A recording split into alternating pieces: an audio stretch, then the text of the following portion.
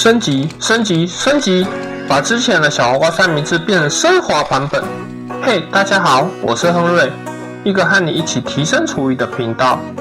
今天三明治面包的部分会使用比较少见的裸麦吐司，再搭配上酸奶油蛋沙拉来给各位朋友提供更多的营养和更舒服的酸味。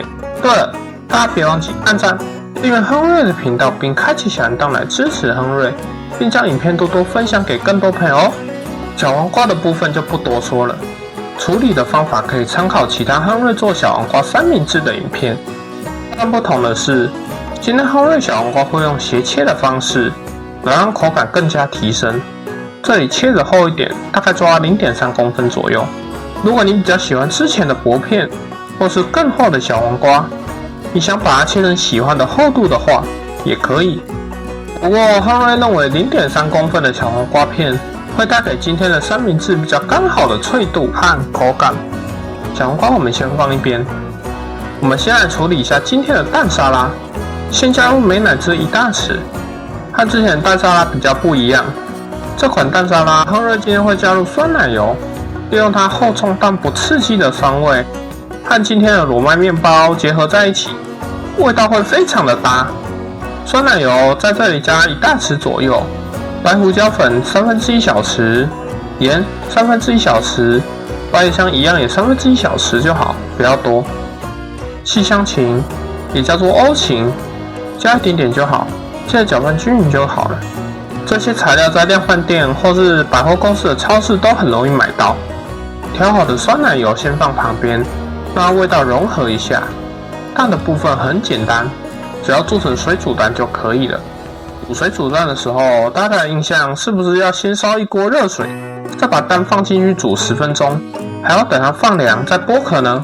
不用这么麻烦。今天亨瑞为了省力，会用电锅来准备今天的水煮蛋。放1/4杯2米杯的水，将鸡蛋蒸10分钟，再焖一下就可以了。剥壳的话，可以用流动的水把鸡蛋冲一下再剥，会剥得非常快。大家可以试试看这个方法。接着将鸡蛋放进酸奶油沙拉酱后捣碎，这里捣得越细越好，吃的时候才不会突然吃到特大块的鸡蛋，影响口感。到这里，所有的材料都准备好了，是不是很简单呢？裸麦吐司的部分今天会用到3片，让今天的三明治的层次更加丰富，也增加了饱足感。裸麦吐司的部分比较不好买，所以今天亨瑞来提供一下货源。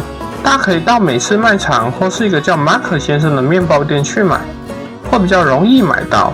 老规矩，先在吐司上涂上奶油或是橄榄油，防止面包湿掉，口感不好。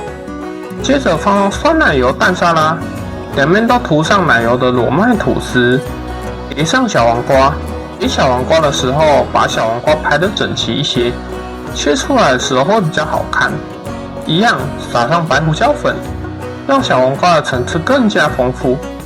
量的话可以自行斟酌。今天亨瑞还自加了1/3小匙。最后盖上涂了奶油起司的裸麦吐司，增加咸味和口感。量的话，亨瑞是加了大概1/6块。